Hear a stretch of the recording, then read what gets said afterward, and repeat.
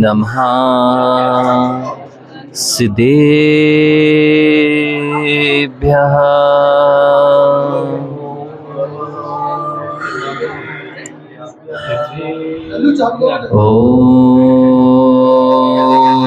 नमः सिद्धेभ्यः।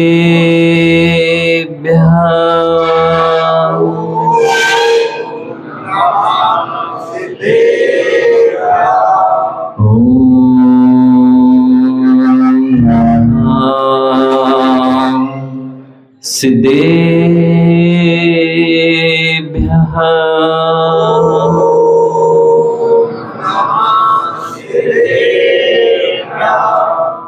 नमः समय साराय स्वानुभूत्या चकास्ते चित्स्वभावाय भावाय सर्वभावान्तरेक्षते।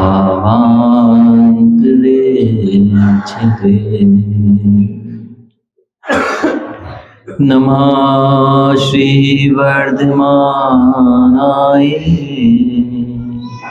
निर्धूतकलिलात्मने सालोकानां त्रिलोकानां यद्विद्या दर्पणायते यद्विद्या दर्पणायते यद्विद्या दर्पणायते।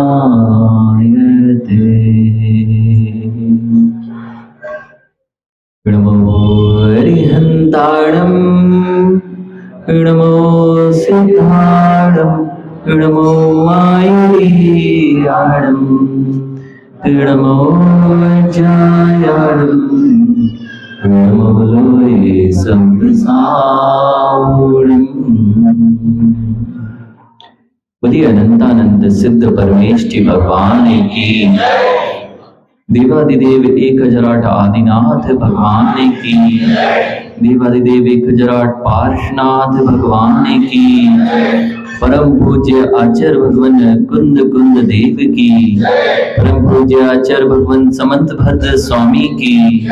परम पूज्य आचार्य भगवान अध्यात्म योगी चर्या श्रमणी 108 विशुद्ध सागर जी महाराज की। द्वादशाम जिनवाणी माता की।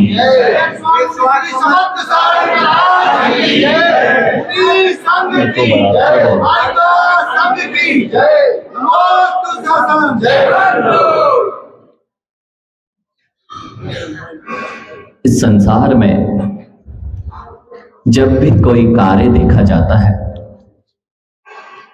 उसके पीछे कोई ना कोई कारण अवश्य हुआ करता है। कारण ना हो और कार्य हो जाए ऐसा संभव नहीं है। जब भी कोई फल रूप कार्य की निष्पत्ति देखी जाती है नियम से उसके पीछे तत्जन्य कारण का होना आवश्यक है। यदि कारण नहीं होगा तो कार्य रूपी फल भी दिखाई नहीं देने वाला है। जब तक कार्य को ही देखते रहोगे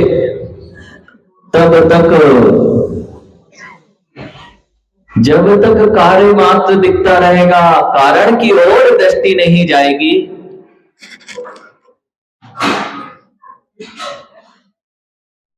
तब जीवन में सुधार नहीं हो सकता।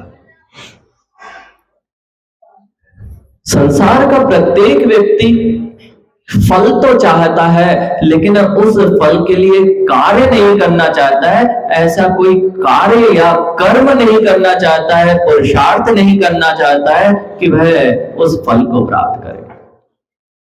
जीवन की दो धाराएं, एक है ज्ञान धारा पंडित जी, दूसरी है कर्म और क्रिया धारा। ये इन दो धाराओं के आधार पर ही दो तरह का मोक्ष मार्ग प्रशस्त होता है। हाँ पंडित जी, दो तरह का मोक्ष मार्ग प्रशस्त होता है। एक है साधना का मार्ग, दूसरा है आराधना का मार्ग। एक है समयसार भूत और एक है समयसार उपासक।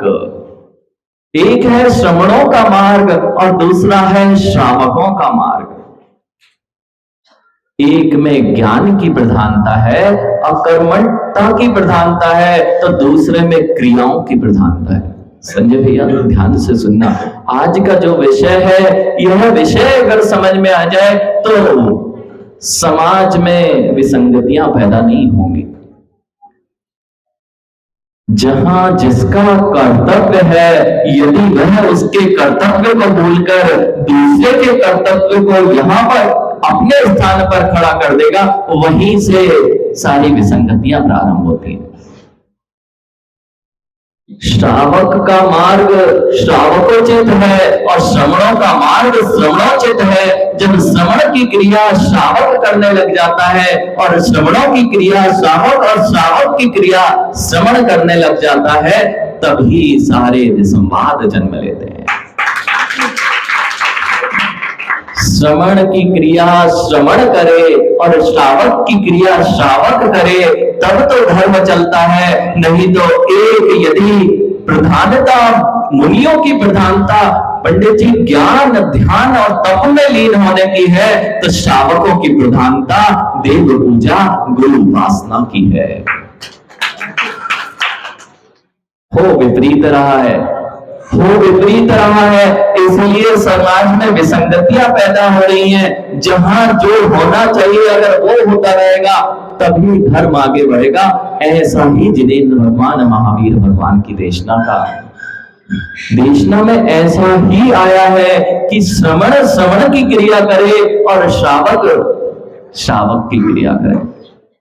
श्रवणों की क्रिया आसान है पंडित जी, श्रवणों की क्रिया आसान है। हाँ, श्रवणों पे मात्र अपना भार है, श्रवणों पे मात्र अपना भार है, लेकिन श्रावकों की क्रिया दो भार उनके ऊपर है। एक श्रवणों को भी उनको ही पालन करना है और अपना गृहस्थ जीवन श्रावक जीवन भी उन्हीं को पालन करना है। श्रावकों की जिम्मेदारियां थोड़ी अधिक हैं, श्रावकों की जिम्मेदारियां अधिक हैं। यही कहते हैं नयन, दो तरह से मोक्ष मार्ग में आरूढ़ होना पड़ता है। या तो साधना का मार्ग अपना लो, या जो साधक हैं उनकी आराधना करते रहोगे तो भी तुम्हारा मोक्ष मार्ग प्रशस्त हो जाएगा।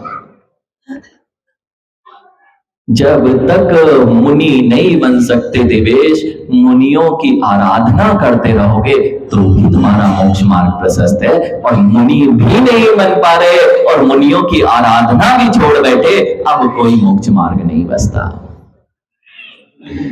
यदि मुनि बनो तो श्रेष्ठ है, और यदि मुनि नहीं बन पा रहे तो श्रेष्ठ गृहस्थ बनकर श्रावक कुल का पालन करना चाहिए, तभी आपका जीवन सफल कहा जाएगा। जो लोग श्रवण बन नहीं रहे और श्रावक बनना नहीं चाहते, अब धर्म कैसे पालन होगा? क्रियाएं करना श्रावक का कर्म। अगर वे कहें कि नहीं हम तो ज्ञान और ध्यान और तप में लीन रहते हैं, अगर श्रावक ऐसा सोच बैठा तो मुनिराज को आहार दान कौन करेगा? इन मंदिरों का निर्माण कौन करेगा? इन मंदिरों में पूजा करने वाला कौन मिलेगा? और वो भी ये सोच ले श्रावक है, पंडित जी गृहस्थ है, तो गृहस्थिक कार्य उसको शोभा देते हैं, और गृहस्थ होने पर भी गृहस्थिक कार्य नहीं करे और मुनि जैसा जीवन जिएगा तो व्यवहार तीर्थ का लोभ हो जाएगा। समझे भैया, ऐसा ही है, ऐसा हम नहीं कह रहे, ऐसा आचार्य भगवान अमचंद स्वामी समय सार जी की टीका में, आत्मख्याति टीका में कह रहे हैं, जो एक मार्ग को पकड़ लेते हैं और दूसरे मार्ग का निषेध कर देते हैं, वे अगर निश्चय मार्ग को पकड़े हैं और तो व्यवहार तीर्थ का लोप कर देते हैं, और यदि व्यवहार को पकड़ लिया है तो नियम से तत्वों का लोप कर देते हैं। इसलिए गृहस्थों के लिए गृहस्थिक कार्य करते देखें तो वह श्रेष्ठ है, और मुनि यदि गृहस्थिक कार्य करते देखें तो उनके लिए वह श्रेष्ठ नहीं है। नयन, महाराज मंदिर ना बनाए, लेकिन तुम मंदिर ना बनाओ, ऐसा नहीं करना। तुम गृहस्थ हो यदि तो तुम्हारा कर्तव्य है कि जिन मंदिरों का निर्माण करो, एक गृहस्थ भूमि खोदने में जीवों का इतना अधिक घात होता है कि जो हिंसा का पाप है मुनिराज नहीं करेंगे, लेकिन यदि वह मुनिराज ना करते हुए श्रावक भी ये सोच ले कि मैं भी अहिंसा का पालन करूंगा और मैं भी मंदिर जिनालय का निर्माण नहीं करूंगा क्योंकि हिंसा होती है, तो फिर तो ये धर्म नहीं चल सकता। इसलिए हमने कहा श्रवण उचित क्रियाएं श्रवण करें और श्रावक उचित क्रियाएं श्रावक करें। जब तक श्रावक हो तब तक श्रावक की क्रिया मत भूल जाना। एक विषय और कमलेश भैया, एक विषय समाज को नमन, एक विषय समाज को जान लेना चाहिए। यदि अच्छे श्रावक बनोगे तभी यह धर्म चलेगा, अन्यथा किसी और के नीचे आपको काम करना पड़ जाएगा। जो ये लोग सोच रहे हैं नमन, यदि गृहस्थ जीवन स्वीकार किया है वह भी संयम का जीवन है, गृहस्थ जीवन संयम का जीवन है। हाँ पंडित जी, गृहस्थ जीवन संयम का जीवन है। जो बालक बिना गृहस्थ हुए, गृहिणी के अभाव में गृहस्थ नहीं होता कोई। अभी तुम लोग गृहस्थ नहीं कहलाते नयन, बेबे सभी गृहस्थ नहीं हो। गृहिणी जहां आ जाती है वहां गृहस्थिक पना आ जाता है, तब तक तो सब जगह रह लेते हो, सब जगह चल जाता है। अभी गृहस्थ नहीं है, गृहिणी आने के बाद। लेकिन गृहस्थ जीवन में जीना एक संयम का जीवन इस तरह है, जब तक गृहिणी नहीं आई पंडित जी कितनों पर आंखें चली जाती हैं। संयम मार्ग में नहीं बढ़ पा रहे, इसका अर्थ ये नहीं है कि हम स्वच्छंद होकर विचरण करें। जो लोग संजय भैया, जो लोग विवाह नहीं करते वे साधु नहीं कहलाते। विवाह नहीं करना मात्र साधु बना नहीं है, अरे विवाह नहीं करते हुए ब्रह्मचर्य से जीना उसका नाम साधु बना है। वासनाओं पर नियंत्रण करना नहीं चाहते, परिवार नियोजन चाहते हैं। परिवार नियोजन का संदेश मत दो कमलेश भैया, देना है तो वासनाओं के नियोजन का संदेश दो। वासनाएं नियंत्रित होंगी तो पंचेंद्रिय जीवों की हत्या नहीं होगी। वासनाओं पर नियंत्रण नहीं कर पा रहे और परिवार नियोजन करने की बात करोगे तो नियम से गर्भ में कितने जीवों की हत्या करोगे, इसका पाप किसको लगेगा। इसलिए परिवार नियोजन करना है तो वासनाओं पर नियंत्रण करो। जो व्यक्ति खुला घूमता था, स्वच्छंद घूम रहा था, 10 लोगों पर, 10 कन्याओं पर जिसकी दृष्टि जा रही थी, अब गृहस्थिक हो गया है, संयम चुन लिया है। अब वह सदार संतोष व्रत का पालन करेगा, वह संयमित हो गया है।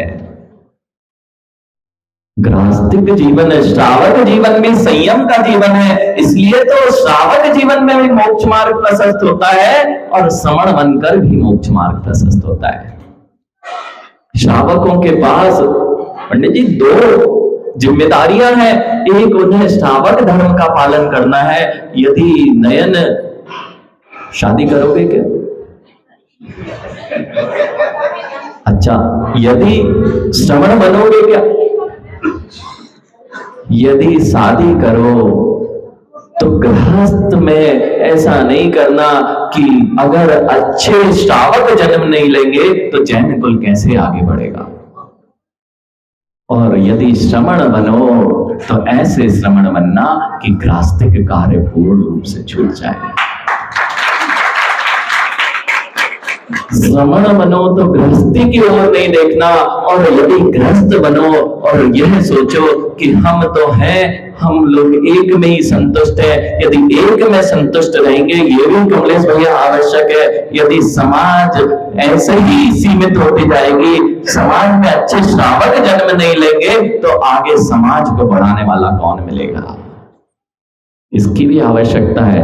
नहीं तो हम तो अब आगे पंडित जी चाचा बुआ बुआ इनके संबंध तो दिखने वाले नहीं है। मामा कौन होता है, ताऊ कौन होता है, चाचा कौन होता है, दिखेंगे तो एक लोग दिखेंगे। यदि आपने इस विषय पर ध्यान नहीं दिया तो आज तो जो समाज मुस्कुराती है और सीमित हो जाएगी, तो ये समाज आगे कैसे बढ़ेगी? जिन धर्म को आगे बढ़ाना है तो गृहस्थिक जीवन का पालन भी श्रेष्ठता से करना पड़ता है, और श्रमणों का भी। अगर श्रमण नहीं होंगे तो आप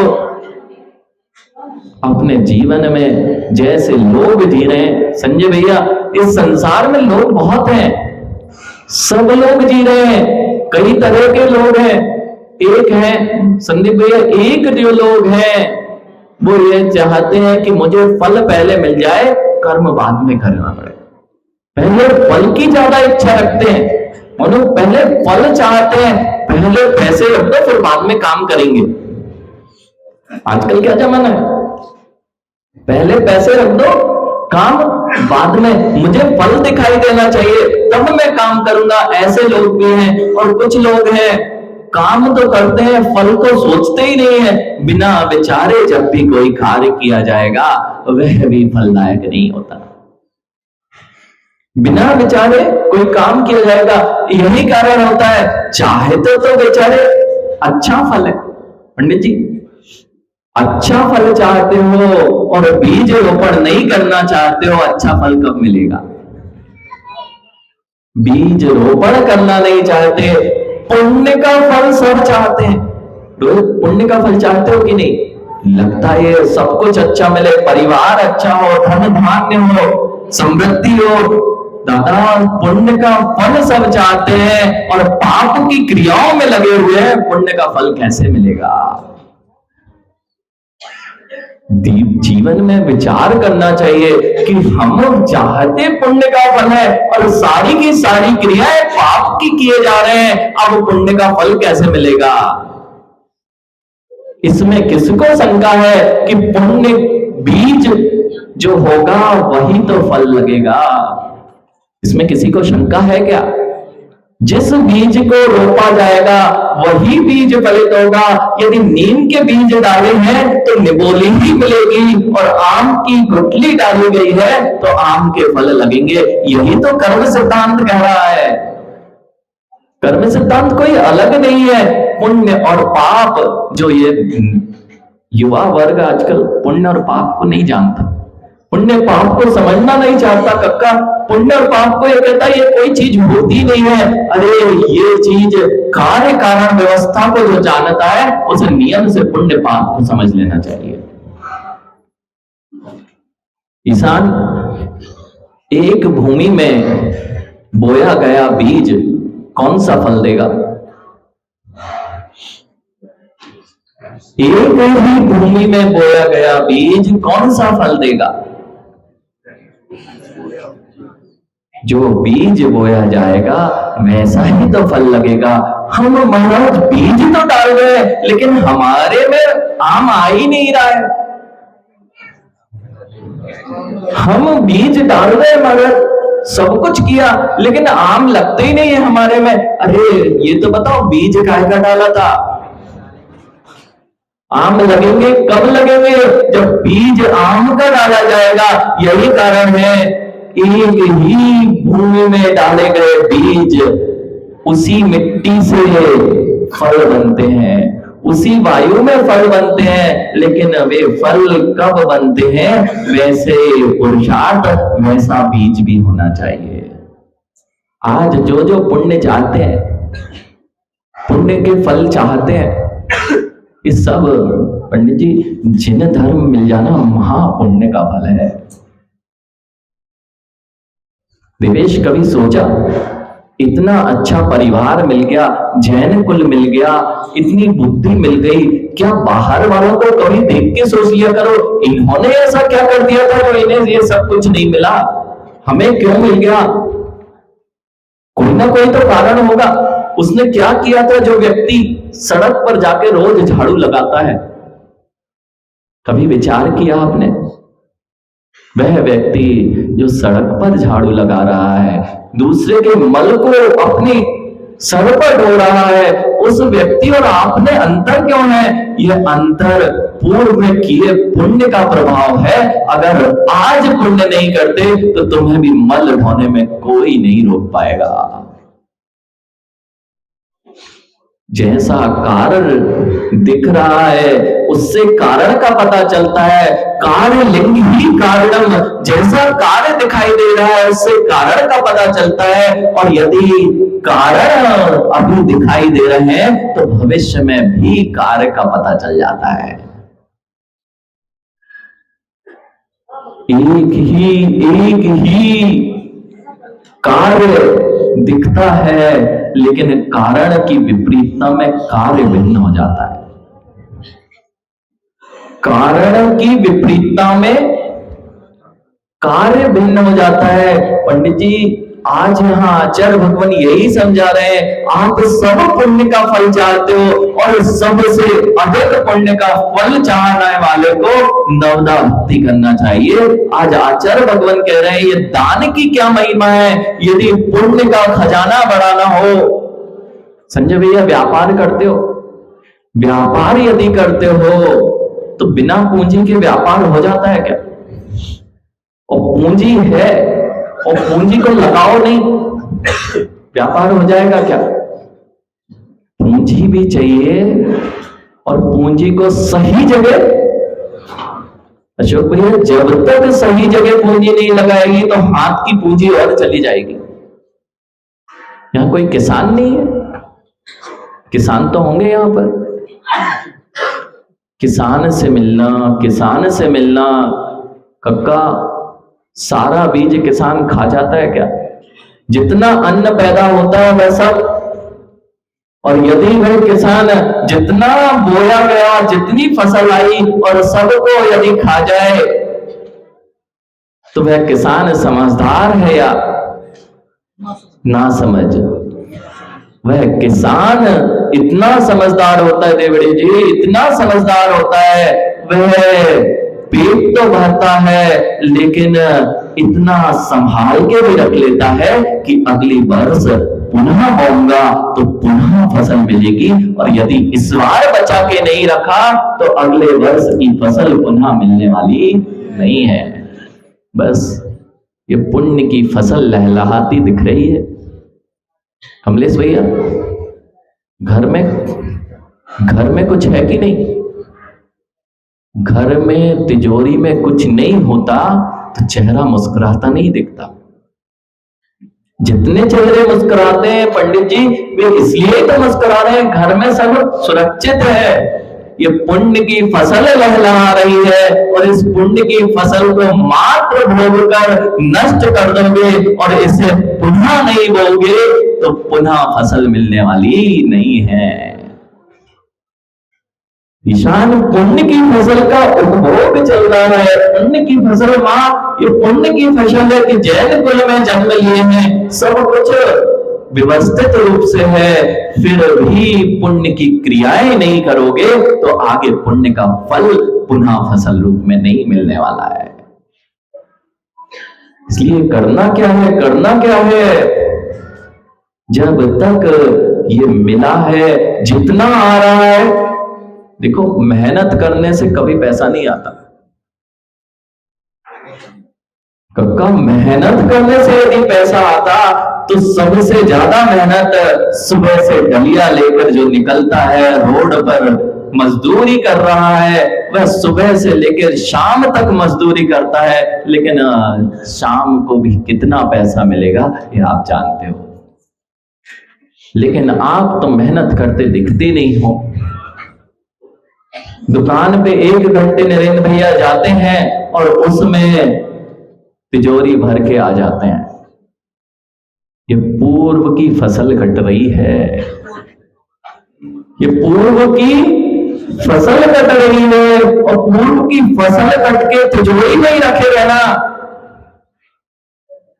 अब आगे की फसल कब मिलने वाली है? वह किसान से मिलो, अपना भोजन करता है, भोगो, पुण्य का फल भोगो, लेकिन इतने बीज सुरक्षित रख लो कि पुनः भूमि में डालोगे तो पुनः फसल मिल जाए। पुण्य के उदय में ये सब कुछ मिला है, धन संपत्ति वैभव मिला है, और इस धन संपत्ति का मात्र उपभोग किया तो नियम से आगे कंगाली भी मिलने वाली है। इसलिए पूंजी हो संजय भैया और पूंजी नहीं लगाई जाए तो कौन धनवान बना है? पूंजी मिल गई है और पूंजी का प्रयोग नहीं करोगे तो कौन धनवान बनाएगा? आचार्य भगवान कह रहे नव पुण्य प्रतिपत्ति सप्त गुण समाहितेन चित्तेन अब सुनारंभाणाम मार्याणाम विच्यते दानम। दान क्यों देना? जितने अमीर दिख रहे हैं पूर्व में पूंजी का उपयोग किया था इसलिए अमीर दिख रहे हैं, और अभी पूंजी का उपयोग नहीं करोगे तो भविष्य में अमीर नहीं दिख पाओगे। हाँ, यह सत्य है पंडित जी, लेकिन ये भी ध्यान रखना है कहीं पूंजी का दुरुपयोग नहीं करते और समझे कि हम सदुपयोग कर रहे हैं। बीज तो बचा लिया गुड्डू, बीज तो बचा लिया, लेकिन बंजर भूमि में फेंक दिया है, भूसा ही मिलेगा, भूसा ही मिलेगा। यहाँ आचार्य भगवान एक बहुत श्रेष्ठ बात लिख रहे हैं, नवदा भक्ति को नव पुण्य लिखा है पंडित जी। नवदा भक्ति को नव पुण्य, सबसे ज्यादा पुण्य का हेतु ये 9 प्रकार की जो आप मुनियों का परिवहन करते हैं उसका नाम नवदा भक्ति है, और उसी का नाम यहाँ पर आचार्य भगवान नव पुण्य ही कह रहे हैं। ऐसी भूमि में अगर बीज डाला जाए जो उर्वरक ही ना हो, जिसमें उर्वरा शक्ति ना हो, उसमें बीज अगर बो दिया जाएगा तो कब फलित होगा? सबसे उर्वरा भूमि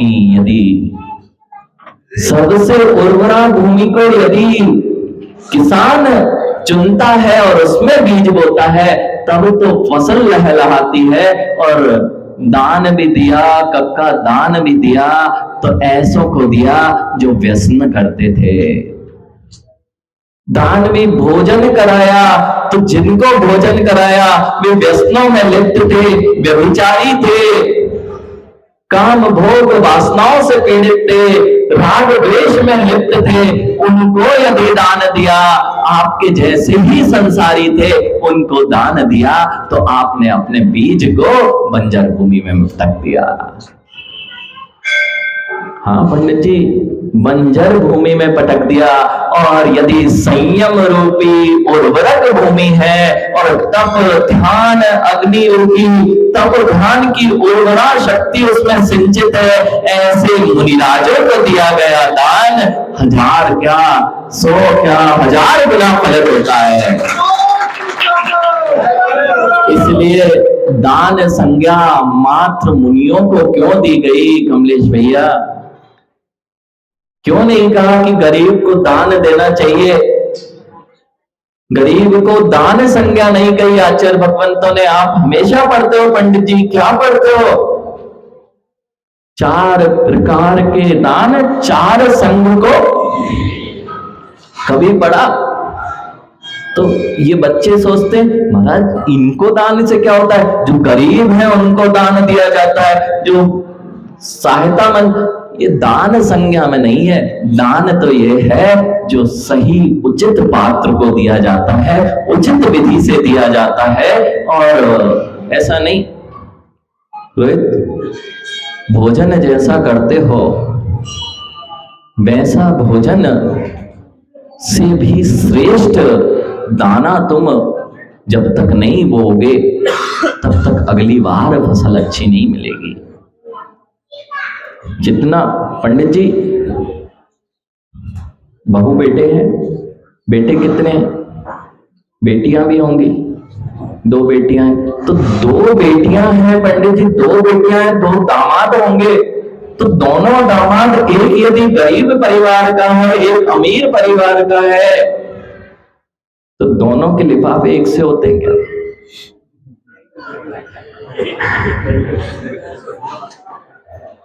पंडित जी, एक गरीब परिवार का दामाद है और दूसरा अमीर परिवार से है, तो दोनों के लिफाफे एक से होते हैं ना? तिलक तो करना ही पड़ता है, दामाद का तिलक, तो मां गरीब वाले को ज्यादा देना चाहिए ना? उल्टा होता कमलेश भैया, जिसको जरूरत नहीं है उसको तुम बड़े समझदार हो कि ना समझो, जिसको जरूरत थी उसका भारी लिफाफा होना चाहिए था, और जिसको जरूरत नहीं है उसको तो खाली हल्का लिफाफा भी देते तो चलता, लेकिन ऐसा करते नहीं हो आप। जो जैसी योग्यता रखता है उसका लौकिक जीवन में भी वैसा ही सम्मान देखा जाता है, बस गृहस्थों को दान नहीं दिया जाता, मुनियों की जो संज्ञा है उनको जो दिया जाता है वह श्रेष्ठतम दान संज्ञा होता है। जितना श्रेष्ठ द्रव्य क्षेत्र काल भाव होगा मां, 16 सुना ना, 16 करते हो ना आप लोग, अभी सब लोग यहाँ 16 पहन के बैठ गए पीछे। 16 होता क्या है पता है आपको? अरे वे 16 नहीं है पंडित जी जिनके घर में नवदा भक्ति ना होते हो, क्योंकि यहां पर 16 अगर देखा जाए, दाता जो नहीं है उसका कोई 16 नहीं है। श्रावक का घर वही होता है जिसके घर में सर्वप्रथम मुनियों को आहार दान दिया जाता और उसके बाद श्रावक भोजन करता। ऐसा लिखा है, हम नहीं कह रहे। नव पुण्य सप्तत्वै, नव पुण्य प्रतिपत्ति सप्तगुण समाहितेन, 9 और 7 कितने होते हैं? नवदा भक्ति जहां होती है और दाता के 7 गुण मिल जाते हैं, उस स्थान का नाम होता है 16। मां किसे कहते हैं 16? नवदा भक्ति जहां हो और 7 दाता के गुण मिल जाएं। ऐसे नहीं पंडित जी कि उनके घर पड़गाहन हो गया तो हम रूठ गए कि दाता के गुण नहीं है, मात्सर नहीं होना चाहिए, हमारे यहां हो गए तो घमंड है, वह दाता का गुण नहीं है। श्रद्धा, भक्ति, तुष्टि, शक्ति, अलौकिकता, ये सारे दाता के गुण का है। अगर ये नहीं है तो कोई 16 नहीं है। नवदा भक्ति क्या होती है? नवदा भक्ति क्या होती है? पड़गाहन के बाद उच्च स्थान, पाद प्रक्षालन, नमस्कार, मन शुद्धि, वचन शुद्धि, काय की शुद्धि, ऐसे जब आहार दिया जाता है, काय की शुद्धि और ऐष्णा शुद्धि। पंडित जी 16 ऐष्णा के दोष होते हैं, 16 ऐष्णा समिति के दोष होते हैं, उनसे बचाकर जो भोजन बनाया जाता है उसका नाम होता है 16 ऐष्णा समिति के दोष। मां ऐसा मत करना, लिया ठंडा पानी और गर्म में मिला दिया, सचित अचित को मिश्र कर दिया, उसके बाद सचित सामग्री थी उस पर भोज्य सामग्री रख दी, पत्तों पर मुनिराजों को आहार नहीं चलता। क्यों? सचित है, अचित वहीं पे बना रहे हैं। यहाँ आचार्य भगवान कह रहे ये सारे दोष हैं। कोई माँ कूट के आई हो, पीस के आई हो, पानी भर के आई हो, वह तुरंत में वहां आहार देने की पात्रता नहीं रखते हैं। क्यों? ये सारी पाप की क्रियाएं हैं, पाप की क्रियाएं हैं, और वहां चल रहा है, मां भोजन बन रहा है और हम दे रहे हैं, 16 नहीं बचा। क्या कह रहे हैं आचार्य भगवान? यहां पर ये आरंभ सारंभ की क्रियाएं करते हुए मुनिराज को आहार नहीं दिया जाता। वहां गैस चालू कर ली है और मुनिराज को आहार करा रहे हैं, ऐसा आगम में निषिद्ध है। ऐसे ऐष्णा समिति के दोष है। नहीं तो कक्का घर में कुछ नहीं है तो अपन पड़ोसी से मांग के ले आते हैं, मुनिराज का चौका जरूर लगाना है। आचार्य भगवान कहते हैं दान उसी का होता है जो स्वयं के पास होता है, मांग कर दान नहीं होता है। दान दे मन, दान दिया तो मन में हर्षित भाव आना चाहिए, और यदि किसी से मांग के लाए हो तो संक्लेशता हो गई है, अब पुनः लौटाना पड़ेगा। ये सारे दोष हैं, इन सारे दोषों का ध्यान रखना चाहिए। मां द्रव्य क्षेत्र काल भाव की शुद्धि इतनी अधिक होगी, उतना ही चौका तुम्हारा विशुद्ध होगा। वस्तु भी शुद्ध लाना है, द्रव्य जैसी द्रव्य विधि, रो रहे हैं और पड़गान चल रहा है, भाव तो है नहीं, घर वाले में किसी के एक के भाव है और दूसरा मना कर रहा है, ऐसा ना पात्र की ना देने वाले की विशेषता है, ना वहां पर दाता की विशेषता है, इसलिए वह वहां पर विशुद्धि का अभाव हो जाता है। मां एक ही आटा उसन्ना, एक जगह आटा उसन्ना और 4 माँ को रोटी बनाने बिठा देना, एक ही आटा है और 4 माँ को रोटी बनाने बिठा देना, सबका स्वाद एक सा होगा ना मां? क्यों? रोटी आटा तो वही है, वही एक ही जगह होता है। देखो मां, अब तो आप भूल गए, सबसे पहले जब आप भोजन बनाते थे तो हमने तो देखा है अपनी मां को पढ़ते हुए बिनती पढ़ा करते थे। सुबह से चक्की लेके बैठे जाते थे तो बिनती पढ़ी जाती थी, और वो बिनती और भावनाओं का असर बच्चों में संस्कार के रूप में दिखता था।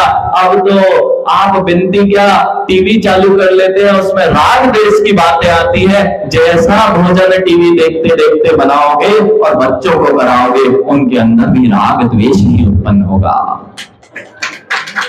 मां ये सब प्रभाव होता था। 4 रोटी एक सी नहीं बनेंगी क्या? क्यों नहीं बनेंगी? भाव उसमें गए क्या? बच्चे कहते हैं भाव गए क्या?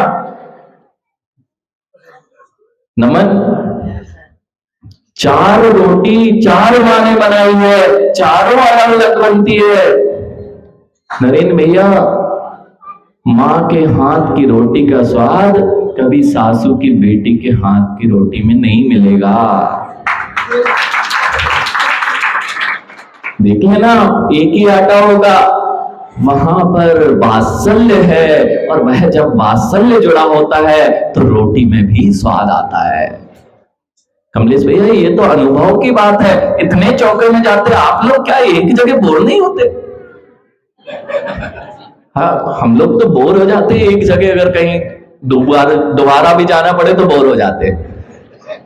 आप कैसे, पता नहीं, बोर ही नहीं होते? कभी तो हो जाओ बोर, एक आध बार बोर हो गए तो, नहीं तो एक ही जगह खाना पड़ेगा। नयन ध्यान रखना, देवेश जितने बच्चे बैठे हैं, एक जगह खाना हो, वही खाना हो, माँ वही सरसों की साग बथुए की, क्या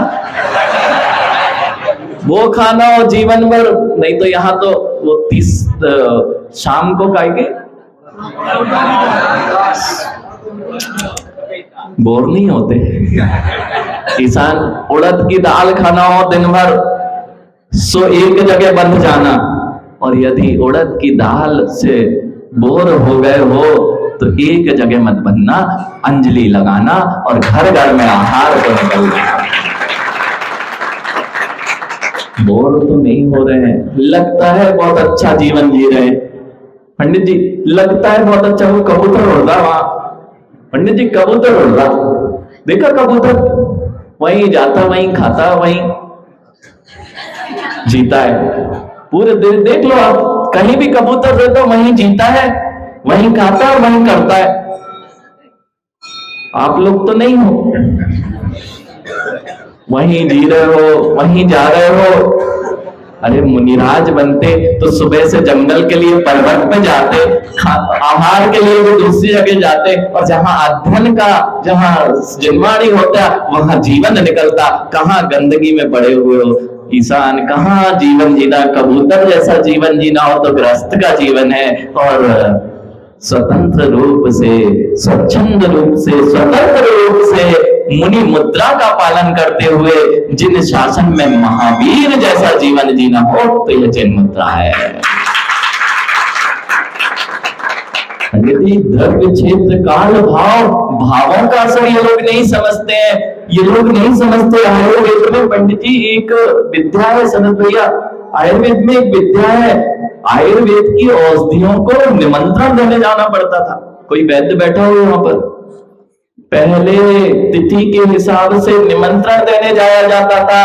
अमुक तिथि को हम तोड़ने लाएंगे, फिर तोड़ने जाया जाता था। फिर ऐसे ही 16 के वस्त्रों के साथ में, मंत्रों के उच्चारण के साथ में उस औषधि को बनाया जाता था। तब वह औषधि, मंत्रित औषधि आपका कार्य कर सिद्ध करती थी। अब तो फैक्ट्रियां लग गई हैं, इसलिए तो औषधियां भी काम करना बंद कर दी है। पंडित जी सुबह जिस औषधि को तोड़ना है अगर हाथ में तोड़ोगे तो वह अमृत नहीं विष बन जाती है। प्रत्येक जीव के अंदर में परिणमन चल रहा है।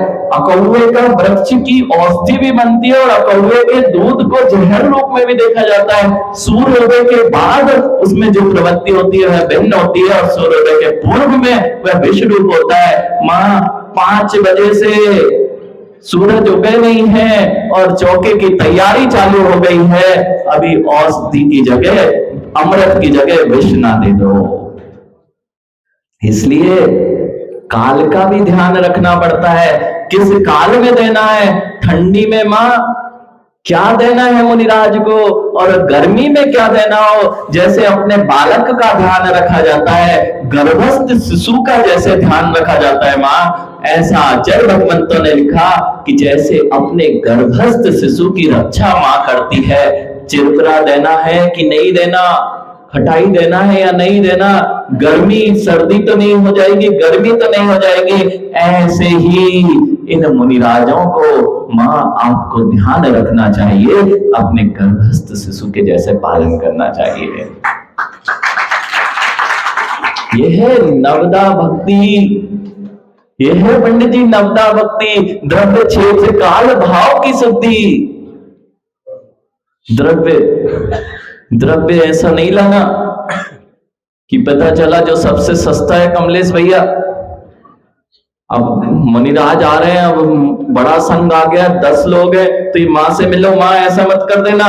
पता चला अनार तो हमने निकाला था 1 गिलास का रस, अब 2 महाराज पड़गा गए, क्या करें, तो 1 गिलास पानी मिला दिया। हाँ, नहीं तो ऐसे ही करते चौके में, दूध कम है तो अब महाराज हैं 2, 3 आ गए, 3 पड़गान हो भाग गए। लेकिन ऐसा करोगे तो वह जो रस था वो अपत्य हो जाएगा। ऐसा अपत्य भोजन मुनिराज को नहीं दिया जाता। वे तो ले लिए और ले लिए, अंजलि में ले लिए तो संयम, गिराएंगे तो नहीं। इतना विवेक होना चाहिए, इतना विवेक होना चाहिए कि हम क्या दे रहे हैं। तुम तो लगे हो देने में, पता चला उसमें कड़वी वस्तु थी। अब मुनिराज कड़वी लौकी तक आ जाती है पंडित जी। ऐसा हुआ कि पूरा विष फैल गया, तुरंत आहार से आए, उल्टी पे उल्टी, ऐसी कड़वी लौकी। माँ इतना विवेक से आहार कराना, इसका नाम है नवदा भक्ति और दाता के 7 विशेष गुण। इनको ध्यान में रखते हुए मुनिचर्या का पालन कराना ये आपका कर्तव्य है। मुनिराज नहीं बोलेंगे क्या करना है क्या नहीं करना है। मुनिराज तो अपसूनारंभम, वे तो 5 सूना से, मां 5 सूना जानते हो, 5 सूना होते हैं जो पाप के कारण होते हैं और जो आरंभ सारंभ खेती आदि के कार्य उससे विरक्त कौन होता है, मुनि होते हैं। वे 5 आरंभ क्या होते हैं, कूटना, पेशना, पीसना, चूल्हा, पानी भरना, उदकंभ, पानी भरने की घिनौची होती, घिनौची बोलते ना मन, अब तो होती ही नहीं है। अब तो फ्रिज है, वही सकरा होता है, अब तो सकरा भी भूल गया। मां सकरा जानते हो कि नहीं? साहेगढ़ में भी रह के सकरा नहीं जान पाए तो अब कहीं और दूर नहीं जाना पड़ेगा। बच्चों को भी सिखा दो ना, सकरा बच्चा वही हाथ लिए रोटी के वही पानी में लगा दिए, मां ये सब सकरा होता था। प्रमार्जनी, झाड़ू लगाना, इन पांचों से जो रहित होते हैं ऐसे मुनिराज हुआ करते हैं। ये पांचों क्रियाएं पाप की क्रियाएं कही गई हैं, इनसे रहित है। ऐसे मुनिराजों को जब अपना आहार दान दिया जाता है वह श्रेष्ठ फलदायक होता है, वही महापुण्य का कारण होता है। इतना ध्यान रखना, द्रव्य क्षेत्र काल भाव, द्रव्य भी श्रेष्ठ से श्रेष्ठ हो, क्षेत्र की भी शुद्धि हो, काल का भी विशेष ध्यान रखा जाए और भावों का तो विशेष से विशेष ध्यान रखा जाए। तब आपका बीज खाद पानी नहीं दोगे सही दिवेश, खाद पानी नहीं दिया, बीज तो बो दिया, मुख्य पात्र मिल गए, श्रेष्ठ पात्र मिल गए, मुनिराज को दिया, लेकिन खाद पानी अच्छा नहीं दिया, अब कहां से बीज आने वाला है? द्रव्य क्षेत्र काल भाव की शुद्धि, ये तुम्हारा खाद पानी है तुम्हारे पुण्य रूपी फल की प्राप्ति के लिए। ये सब ध्यान रखते हुए आपको नवदा भक्ति पूर्वक अपने जीवन में श्रावकों का कर्तव्य का पालन करना चाहिए। जिनके घरों में भावी सिद्धों के चरण ना पड़े हो, वे घर नहीं है, शमशान भूमिया है। पंडित जी भावी सिद्ध है, एक मुनिराज चतुर्थ काल में आहार करके चले जाए और शाम की बेला में केवल ज्ञान हो जाए, मन में क्या भाव होंगे? जैसे उस समय चतुर्थ काल में होंगे, रोज सोने का भोजन, शुद्ध भोजन करना चाहिए। उन्हीं के घर रिद्धिधारी मुनिराज पधारते हैं जो प्रतिदिन अपने घर में यह भावना भाते हैं कि मेरे घर में मुनिराज पधार जाए। और यही मुनिराज पंडित जी कोई अलग से नहीं आएंगे, सिद्ध बनने जाएंगे, जो अलग से नहीं आएंगे। 10-10 भोग लग जाते थे महावीर जैसे जीव को, पावननाथ भगवान जैसे जीव को। यही मुनिराज जब सिद्ध शिला पर विराजमान होंगे तब तुम कहोगे कि इनने, जब देव पर्याय में अवधि ज्ञान लगाओगे, अरे इनको तो मैंने आहार कराया था जो आज सिद्ध शिला पर विराजमान है। यही भाव से अगर अंतरंग में शुद्धि से किया जाए और परिणामन किया जाए तो महावीर भगवान को भी रुकना पड़ जाता है। तो ये मत देखना कि किसके घर महाराज रुकते हैं, अरे जितनी भक्ति होगी कदम भक्त भगवान के कदम भी वही रुकते हैं जहां भक्त की नवधा भक्ति खड़ी होती है।